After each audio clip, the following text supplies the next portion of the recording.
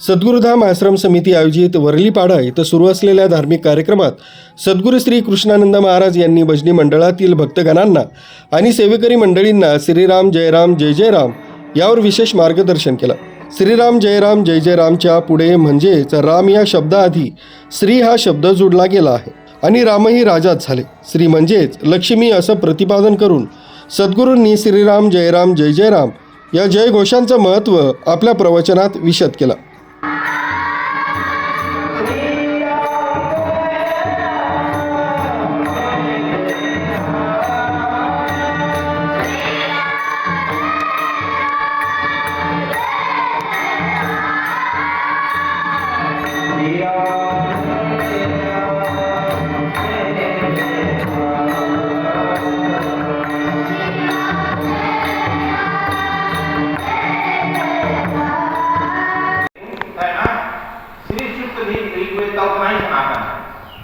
लेकिन ओम भी हम लोग जो प्रयोग करते हैं यह जो है ठीक पूछिए कि ओम का भी मंत्र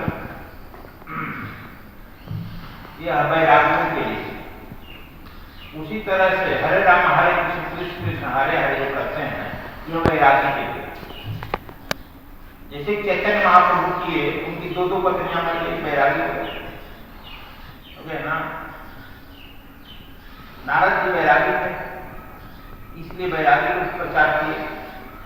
लेकिन हनुमान जी जब आए, वो भी शिव जी का दिया हुआ था। हनुमान जी आए कि यह राज बनाने वाले थे, राम जी को राजा बनाना है ना, तो इसलिए यह जो है मंत्र दिया उन्होंने श्री राम जय। उसमें श्री लगा हुआ, राम श्री का मतलब लक्ष्मी, उसमें श्री नहीं लगा, समझ गए। हरे राम श्री नहीं है तो सब वैरागी हो जाइएगा। अब चैतन्य महाप्रभु के बाद जो है क्या नाम है, प्रभुपाद जी जो किए वो भी वैरागी हो गए, उनके सब शिष्य वैरागी हो गए।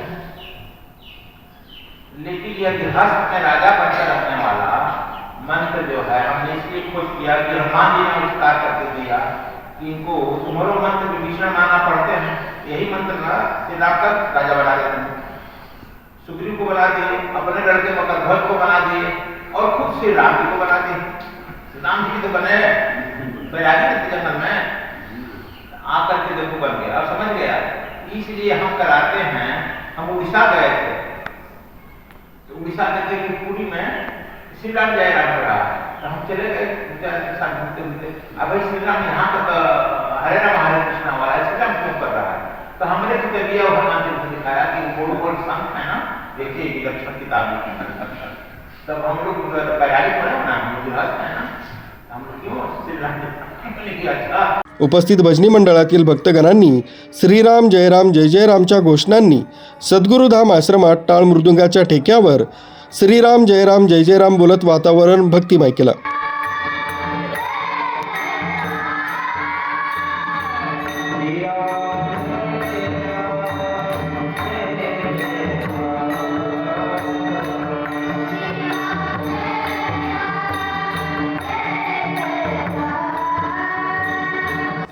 दिनांक 31 डिसेंबरपर्यंत महाराष्ट्रातील शिरूर वरलीपाडा इथं सुरू असलेल्या सद्गुरुधाम आश्रमात विविध आध्यात्मिक व धार्मिक कार्यक्रमांचं आयोजन करण्यात आलंय।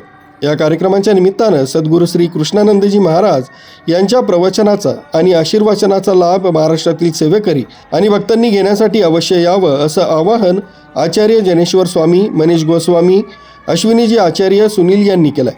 मेट्रो न्यूजसाठी संपादक सागर केदारे, शहापूर, मुंबई।